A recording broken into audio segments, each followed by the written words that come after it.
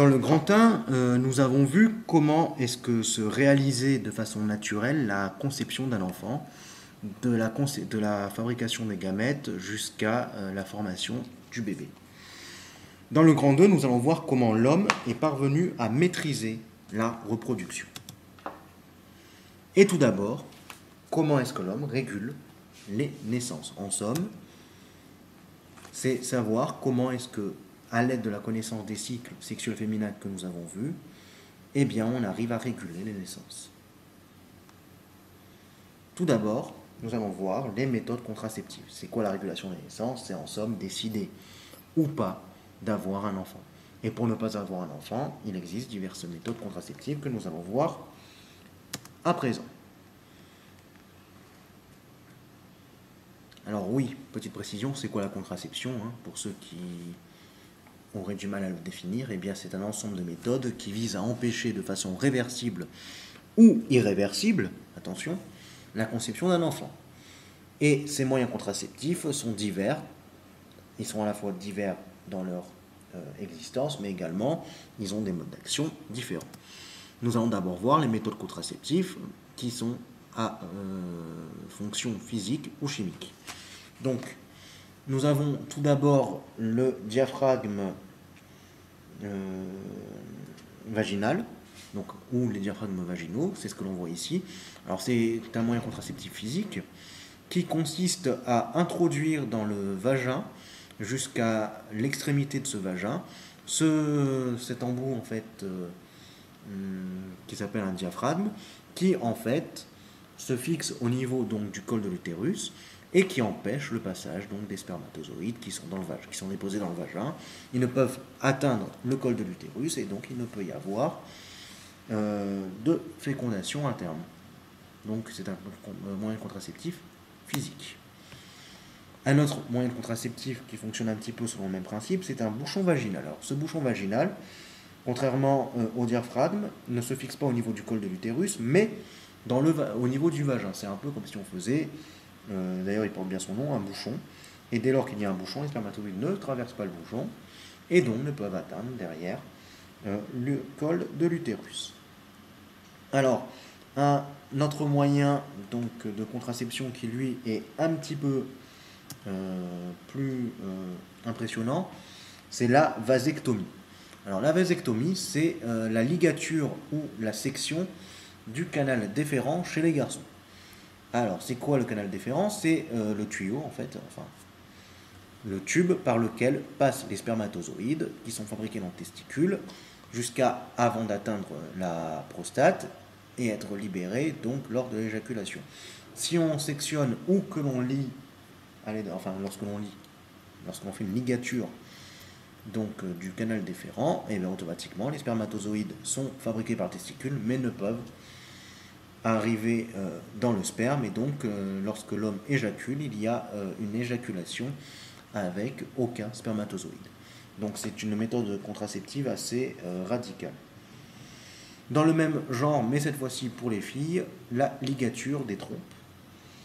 Alors la ligature des trompes, c'est le même système. On fait un lien, donc ou alors on sectionne les trompes, et donc dès lors, eh bien, l'ovule ne peut pas être fécondé puisqu'il n'y a plus de continuité entre la fabrication de l'ovule au niveau des ovaires et les spermatozoïdes qui, eux, vont remonter dans l'utérus et vont aller dans les trompes. Comme il n'y a plus de continuité entre les deux éléments, eh bien, il ne peut y avoir de fécondation. On va revenir maintenant à des méthodes qui ne sont plus physiques cette fois-ci, mais chimiques, et qui sont tout de même moins impressionnantes au niveau de la contraception, qui est par exemple l'utilisation de spermicides. Alors les spermicides, ce sont des substances... Ah, on n'a pas vu mes spermicides. Ah non, avant de venir aux spermicides, c'est vrai, c'est un moyen de contraception chimique. On va continuer dans les moyens de contraception physique moins impressionnants, qui est l'utilisation qui est la plus recommandée, celle du préservatif. En effet, c'est ce qu'il y a de moins cher, si on veut, dont l'efficacité est à 100% si bien sûr le préservatif est correctement utilisé, et qui est le plus simple à mettre, le préservatif masculin. Il y a également son équivalent féminin, qui est ici, un petit peu plus complexe à mettre, puisqu'il faut introduire donc l'extrémité la plus fine au fond donc du vagin, et à l'extérieur du vagin il y a l'extrémité la plus large que l'on pose au niveau donc de la vulve, de manière à éviter tout contact entre les sécrétions féminines et les sécrétions masculines. Donc là on en était aux moyens contraceptifs physiques. Mais il existe également des moyens contraceptifs chimiques, tels que les spermicides. C'est de cela que je voulais parler. Alors les spermicides, c'est une substance qui tue les spermatozoïdes.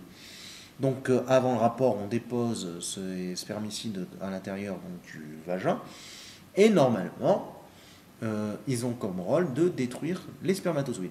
Si ce n'est que c'est l'un des moyens de contraception les moins efficaces, puisque les spermatozoïdes, bien qu'il y en ait une grande partie tués, certains résistent et arrivent à rentrer à l'intérieur de l'utérus, voire de rencontrer l'ovule. Donc on déconseille en général l'utilisation uniquement de spermicides comme moyen de contraception. Par contre, on peut l'utiliser en complément d'un autre moyen. Ensuite, on va parler d'un autre contraceptif physique qui, lui, n'agit pas de la même façon que ce qu'on a vu jusqu'à présent, puisque les autres moyens contraceptifs avaient pour but d'éviter l'étape de la fécondation. Le stérilet, lui, agit d'une autre façon. La fécondation peut avoir lieu, même lorsqu'on a un stérilet. Cependant, son introduction dans l'utérus fait que le stérilet va empêcher l'anidation. Et donc, comme il ne peut y avoir fixation de l'embryon avec les parois utérines, eh bien, il ne pourra y avoir de bébé. Donc, ça agit après la fécondation, contrairement aux autres moyens de contraception que l'on vient de voir. Alors, résumons un petit peu tout ça. Les méthodes contraceptives visent à empêcher les spermatozoïdes de parvenir à l'ovule et empêchent ainsi la fécondation. Les diaphragmes vaginaux, les bouchons vaginaux, la vasectomie, la ligature des trompes, le préservatif masculin et féminin ou encore les spermicides, substances qui tuent les spermatozoïdes, appartiennent à ce type de contraceptif. Le stérilet, lui, appartient toujours aux moyens contraceptifs physiques, mais il n'empêche pas la fécondation, il empêche la nidation.